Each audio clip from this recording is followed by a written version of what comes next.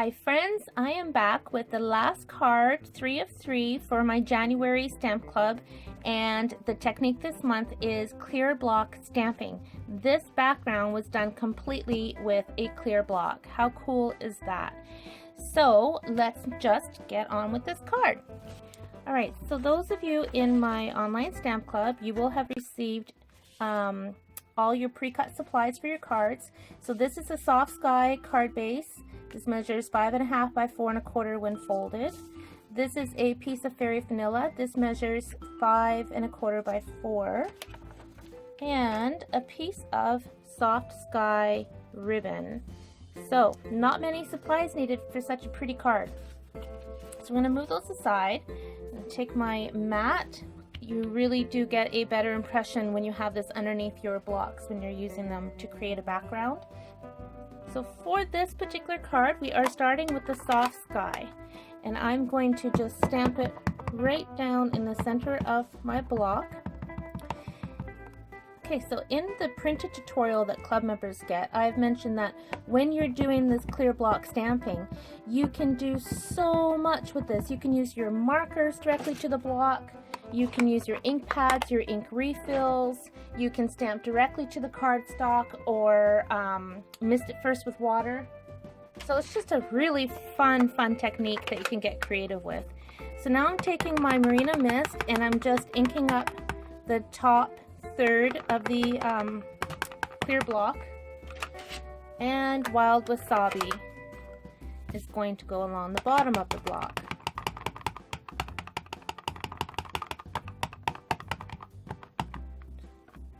Lightly mist this with water. Bring in my fairy vanilla.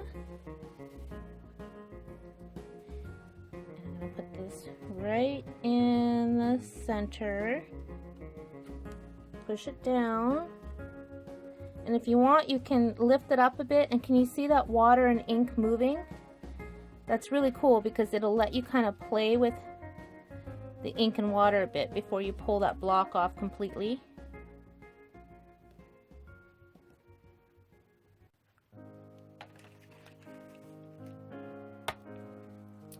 So there's my background.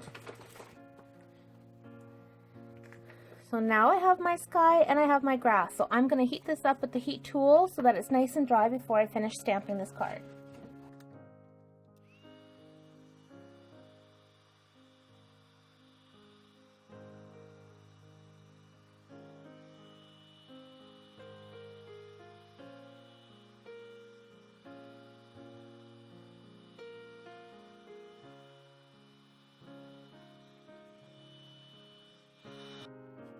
So I've got a really big spot of water here that has a little bit of ink on it, so that's not going to go away. So I'm actually going to trim this up a little bit, so I'll be right back. Okay, so I've trimmed that off, and I'm going to bring back my foam mat.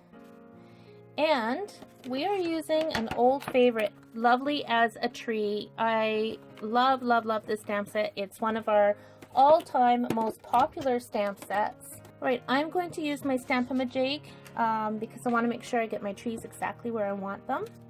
So I'm using this image here. Taking my basic black,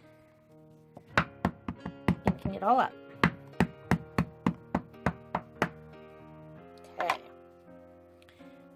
Stamp that onto my plastic sheet. And then I'm going to ink this up again. The Stampin' jig is just one of those tools I can't imagine not having in my craft room. Because look, you can see where you want those images to go.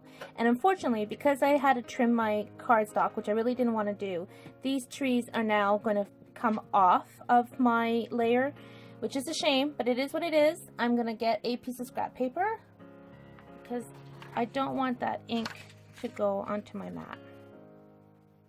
Okay, so now I'm just going to position my handle, move the plastic, and stamp.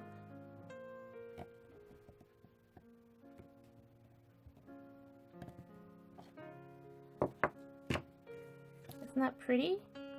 And on the original card, you can see that the entire stamp fit on there really well. But again, I had to trim out that little blob that I didn't want on my card. And the sentiment is from the Charming Cafe stamp set. Life is better with you in it. Just putting a little lip balm on my block because it'll hold my clear stamps on there really, really well.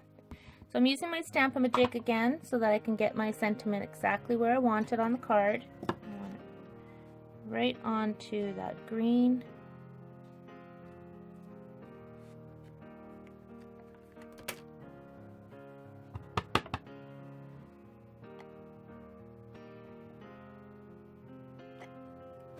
Perfect. Okay, so now it's time to add the ribbon. So to do this, I am taking my Stampin' Spritzer and tying a tight knot.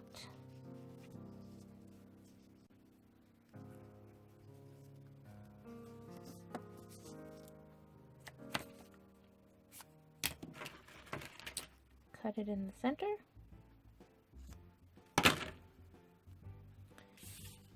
And then that is going to go on just like that. Now I'm adding some more snail. And because I chose to trim this up, which wasn't part of the original plan, but because I had that little extra blob that I didn't want on my card, I am going to be mounting this on a piece of Pear Pizzazz, and this measures 4 by 5 1/4. I'm just going to trim these up a little bit just to cut them on the diagonal. And I always like to put a glue dot underneath my bows just to kind of keep them in place. This is going to go on the card base.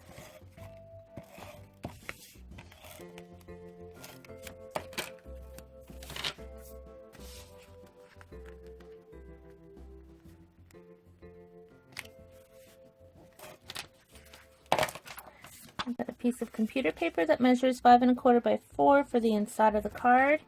And there's my finished card. And that clear block just makes the coolest background. So I'll show you the original card. And of course, that's without me having to trim that fairy vanilla, which I really love how the trees go, you know, past that border. But when you make a mistake, you can always improvise. So here's my improvised card. And as you can tell also, just with the other 2 videos, part of this month's Stamp Club, your clear blocks are always going to give you a completely different look every time, depending on how much ink you use and how much water you use. This is such a fun technique. I really hope you give it a whirl. You're going to love it. Thank you for watching. Happy stamping.